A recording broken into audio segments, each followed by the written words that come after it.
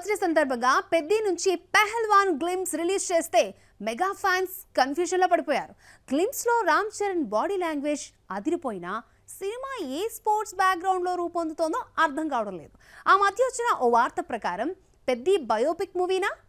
చూద్దాం. పెద్ది నుంచి వచ్చిన ఫస్ట్ గ్లిమ్స్ లో రామ్ చరణ్ క్రికెటర్ గా కనిపించాడు. బ్యాట్ హ్యాండిల్ ను నేలకు తాకించి 6 కొట్టాడు. హుక్ స్టెప్ లా ఇదొక హుక్ షాట్ అయింది. విలేజ్ క్రికెట్ స్టోరీతో సినిమా ఉంటుందనుకున్నారంతా. దేనికి తగ్గట్టి చికిరి సాంగ్ లోను క్రికెట్ స్టెప్ లో సినిమాలో చెర్రీ ఆట ఎలా ఉంటుందా అన్న ఆసక్తిని పెంచేసింది. 27న రామ్ చరణ్ బర్త్డే సందర్భంగా పెద్ది నుంచి పెహల్వాన్ గ్లిమ్స్ రిలీజ్ చేస్తే అంతా కుస్తీ పోటీనే కనిపించింది. కండల వీరుడిగా రామ్ చరణ్ మేక్ ఓవర్ ఆకట్టుకుంది. కొన్ని షాట్స్ లో భీముడు హనుమంతుడిని గుర్తు చేశాడు. First glimpse cricket back drop తో లేటెస్ట్ గ్లిమ్స్ కుస్తీ ఆటతో ఉండటంతో అసలు ఏ స్పోర్ట్స్ బ్యాక్ డ్రాప్ కథతో పెద్ది రూపొందిందన్న ఫజల్ ను విసిరాడు బుచ్చిబాబు. పెద్ది షూటింగ్ మొదలు కాకుండానే పెహల్వాన్ కోడి రామ్మూర్తి నాయుడు బయోపిక్ అంటూ ప్రచారం సాగింది. లేటెస్ట్ గ్లిమ్స్ తో కలియుగ భీమగా పేరు తెచ్చుకున్న కోడి రామ్మూర్తి నాయుడు మరోసారి వార్తల్లోకి వచ్చాడు. పెద్ది సినిమా రిలీజ్ డేట్ పై నిర్మాతలు మరొకసారి క్లారిటీ ఇచ్చారు. రీసెంట్ గా షూటింగ్ టైంలో కంటి దగ్గర దెబ్బ తగలడంతో సర్జరీ చేసిన డాక్టర్ కి ఎక్స్ వేదికగా థ్యాంక్స్ చెప్పారు మెగాస్టార్ చిరంజీవి. ఈ లెక్కన సినిమా ఏప్రిల్ 30న వస్తుందా రాదా అన్న డౌట్ చక్కర్లు కొడుతోంది.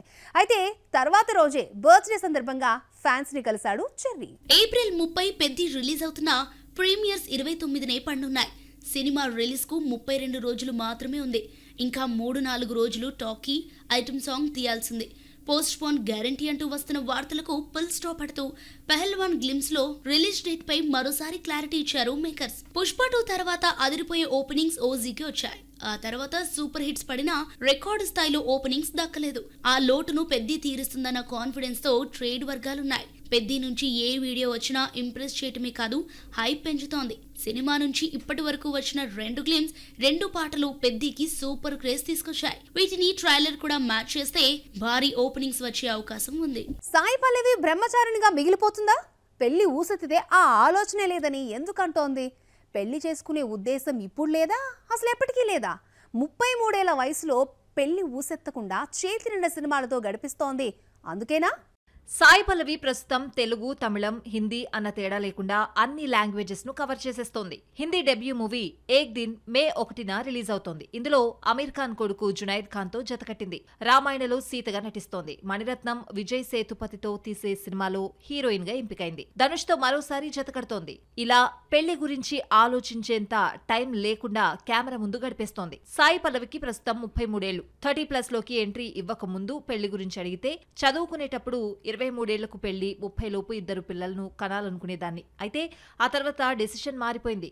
ముందు నేను బాధ్యతగా ఉండి తర్వాత పెళ్లి, పిల్లలు అనే పెద్ద రెస్పాన్సిబిలిటీని తీసుకుంటానని చెప్పుకొచ్చింది. పెళ్లికి చాలా టైం ఉందని 3 ఏళ్ల క్రితం చెప్పింది సాయి పల్లవి. ఇప్పట్లో పెళ్లి అనే పెద్ద రెస్పాన్సిబిలిటీని సాయి పల్లవి తీసుకోవాలి అనుకోవడం లేదు.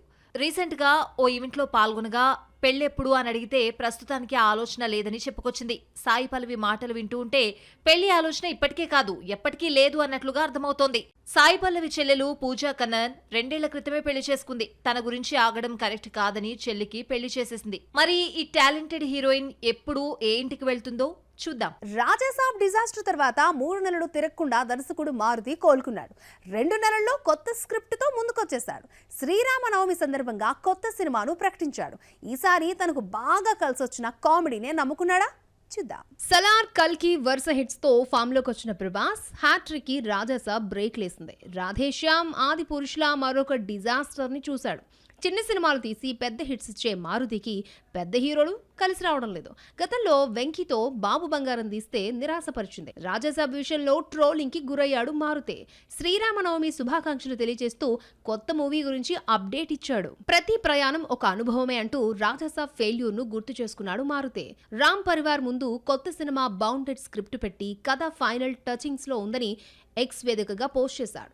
రాముడి ఆశీస్సులు ఉన్నాయి అంటూనే అండగా నిలిచిన వారికి థ్యాంక్స్ చెప్పాడు మారుతి. మారుతి కొత్త సినిమాకు హ్యాపీ పొంగల్ అనే టైటిల్ ప్రచారంలో ఉంది. మరి ఈ కథను ముందే రాసుకున్నాడా లేదంటే రాజాసాబ్ రిలీజ్ తర్వాత వండాడో గానీ 2 నెలల్లో ఇలా బౌండెడ్ స్క్రిప్ట్ తో రావడం విశేషం. స్పీడ్ గా రాసుకుని అంతకంటే స్పీడ్ గా సినిమా తీసే వాళ్ళలో మారుతి ఒకరు.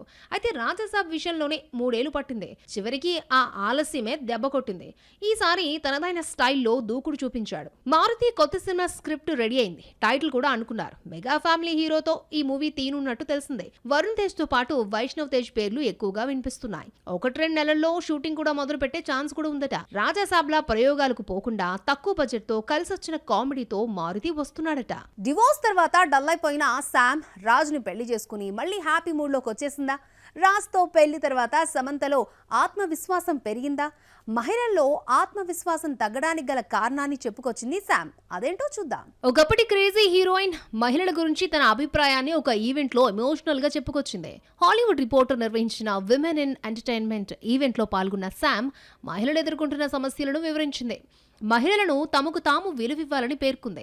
పురుషులతో పోలిస్తే మహిళలే ఎక్కువసార్లు సారీ చెప్తున్నారని, ఇది వారి ఆత్మవిశ్వాసం తగ్గిపోవడానికి కారణమని పేర్కొంది సమంత.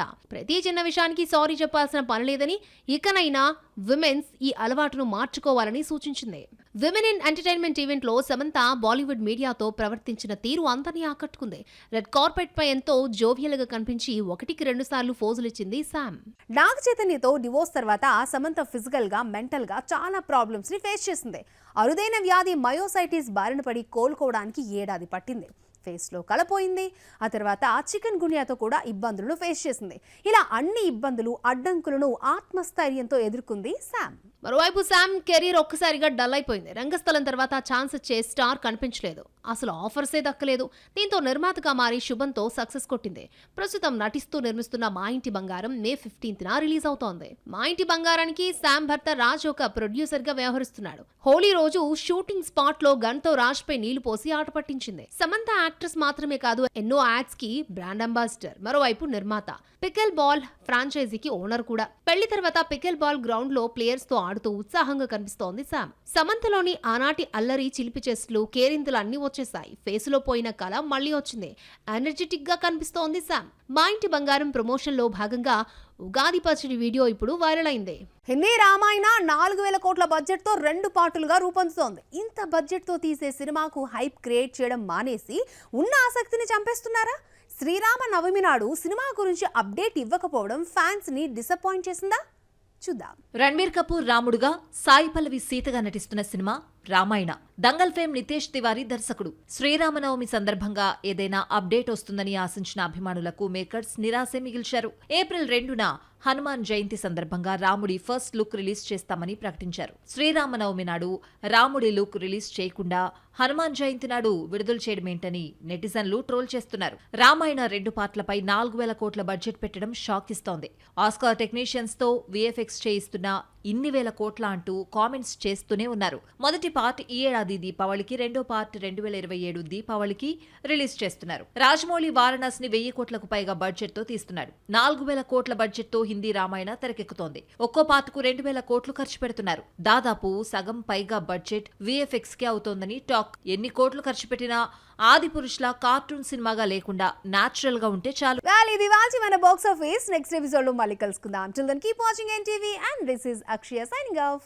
Bye bye.